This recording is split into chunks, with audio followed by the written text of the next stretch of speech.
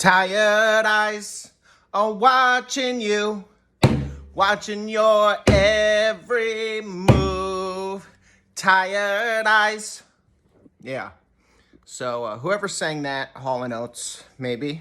Tired eyes, that's my version. Getting ready to drive 4 hours or so to Ocala to see my wife's family. And it's Thanksgiving. And everyone's going to mass group text all day saying how grateful they are for everything. And that's cool. So it's like giving thanks on a specific day. Christmas is the season of giving. You know, I had a mentor for many, many years, a phenomenal teacher who said, why do we assign gratitude to one day? Why do we assign giving to one day? So I've always tried to incorporate the core principles of these holidays, but throughout the whole year, I practice being grateful every single day. There's an exercise that one can do where it's like, what am I grateful for that I don't have? And that's kind of hard to think at first. You know, you're like, that doesn't make sense. Grateful that I don't have. I'm grateful that I don't have some kind of illness. I'm grateful that I don't have legal issues. I'm grateful that I don't have gout. Except I did have gout at one time, too much drinking. The doctor wanted to know why a freaking 17-year-old had gout. And, man, I drink like a fish. That might be why. But I'm grateful that I don't have certain things. And I'm very grateful for everything that I have. So I practice keeping my attention on the gratitude. And gratitude, I've found, is like a muscle. I have to exercise it, you know. And at first, when I started, it was very weak. You know, I would quickly find what's wrong with things, and I could quickly find how things should or could be better. And so gratitude, it was like starting to practice to flex the gratitude muscle and practice being grateful, exercise the gratitude. So I do that every single day. Just taking a moment to just kind of enjoy my space and the people around me and the way my life is. And I think once you get to a position where you might be somewhat more comfortable, people think, oh, it's easy to be grateful now that you have everything, you know, and or that you have what you have. But the thing is that I think people get to a point where they have what they have and they have abundance because they practiced gratitude through the course of having less. So I've practiced being grateful when I had less, and I still don't have a ton. Like, I'm not Bezos or whatever, you know. I'm not even like a fraction of that, you know. It's like middle class, nice. I budget, do all the things I need to do to live a relatively kind of stress-free life given the resources that I have at this point. But I was grateful when I was getting paid, you know, $200 a week at Starbucks. I started practicing being grateful for that. Being grateful for my shitty 2001 convertible Chrysler Sebring. That was literally like a grandma car. I was grateful for that vehicle. I took care of that vehicle. I did everything I could to maintain that vehicle. And as a result, I earned the right to have bigger and better, newer things or whatever. So I think being grateful for what we have in the moment opens the door for the universe or your higher power or energy or coincidence or whatever the hell you want to call it to give you more, you know? So if I'm grateful for this $5, that opens the door to $50. If I'm not even grateful for $5, why would the universe give me more? And it's not as a punishment, but I believe that the universe doesn't want to hurt us. You know, they want us to be okay. It doesn't want us to be stressed out. So if I'm stressed out about this little bit that I have, and I'm not grateful for this little bit that I have, why would the universe give me more to worry about and to be upset about? You know, so I had to shift my perspective. You know, being grateful for what I have in the moment opens the door and widens the possibilities for more opportunities to come in. And then when those opportunities come in, because we've maintained what we have so well, because we're grateful for what we have, where it's like we've leveled up, and now we're in a position where we've passed the test, and now we know how to maintain the next thing. If I'm grateful for my apartment and I clean my apartment and I keep it nice and maintained and I fix what needs to get fixed and I update what needs to be updated, I kind of level up gradually to where I'm in a position that I could then be grateful for and take care of a house. If I'm grateful for my little beater car that breaks down every 6 months and I do what I can to keep it maintained and keep it nice and I remain grateful, I put myself in a position to level up to a newer or a better car or whatever, because it's like a game. I'm leveling up each time through the exercise of gratitude. Because if I'm grateful for stuff, I appreciate it. I take care of it. I cherish it. I give it more energy and more attention. And things like that, taking care of the people around you puts you in an opportunity to care for other people in the future, learning how to maintain and be grateful for the relationships that you do have, good or bad. It's a door opener. It's an opportunity, a road paver when we exercise gratitude. So what I would do is, I several years ago, I thought I was into like mantras, and I heard people talking about mantras or whatever. And I was like, man, I want a mantra, I should have a mantra.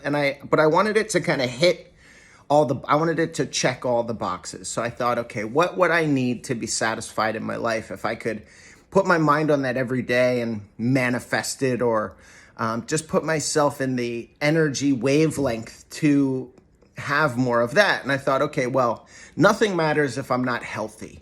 Okay. So I would wish that I'm healthy.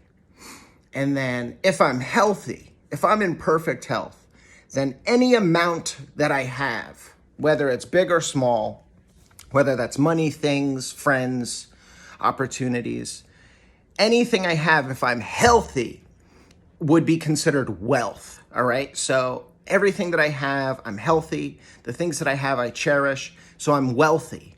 And then what would I need to maintain my health and my wealth? What attitude would I need to have? And grateful. So I figured if I'm healthy, then everything I have is my wealth.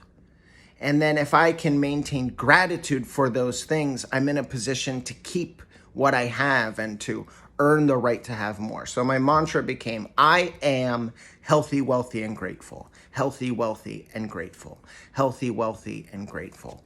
And wealthy doesn't really have anything to do with money per se. It can, but really like wealth is the materials and the resources in my life that are substantial, meaningful, and hopefully abundant.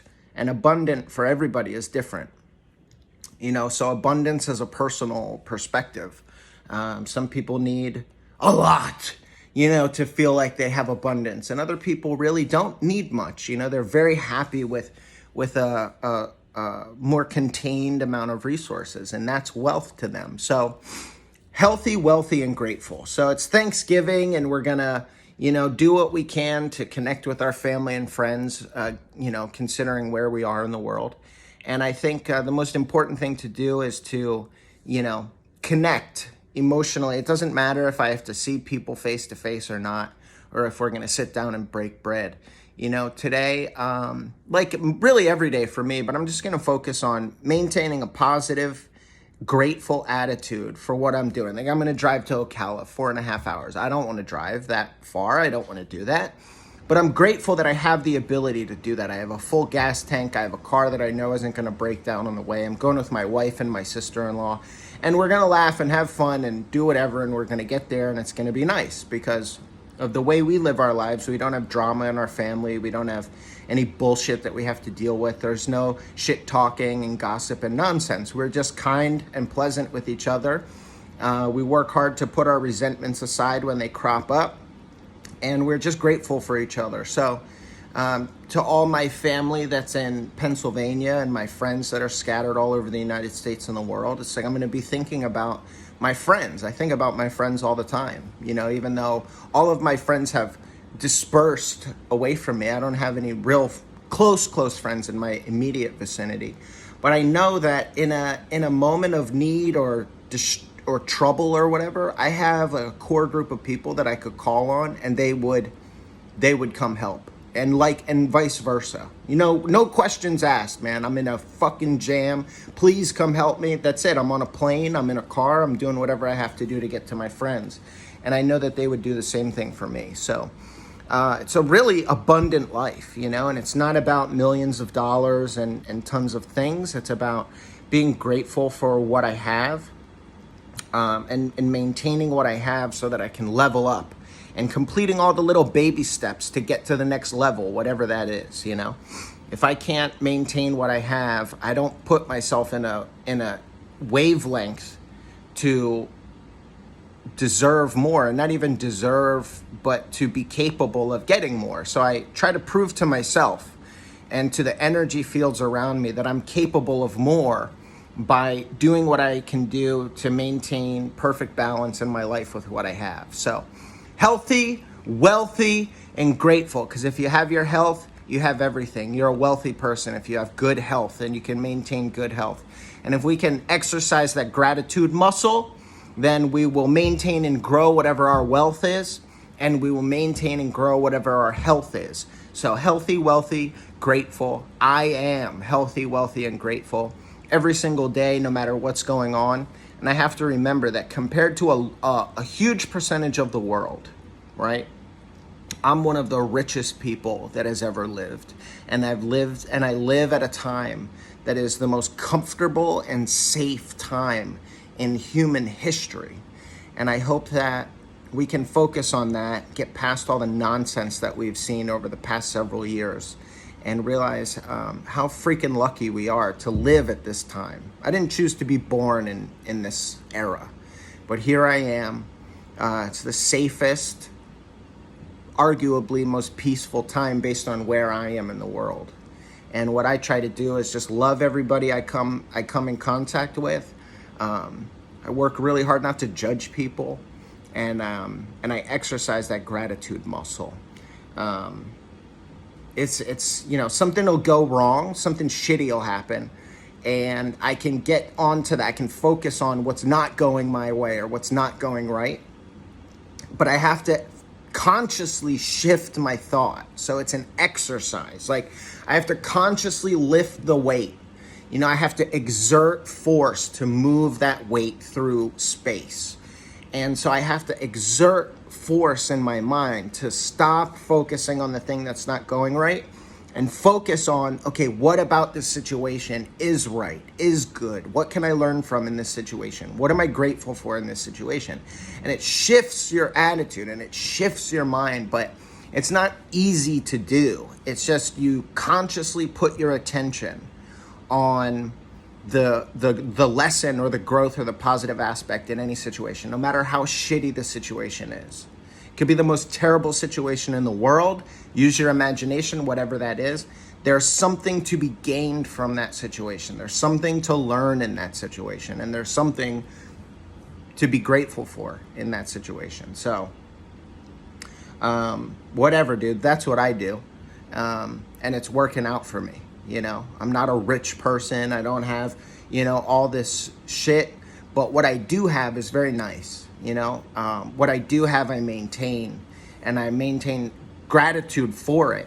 And so that gives me peace and comfort and serenity in my life. And then shitty things happen, and I've trained my brain to look for the blessings and the lessons in the shitty things. And what that does is it helps me to maintain a positive, happy attitude. And then I'm nice to the people around me, and I continue to grow the relationships and the situations around me in a positive way. So, boom! Happy Thanksgiving, motherfuckers!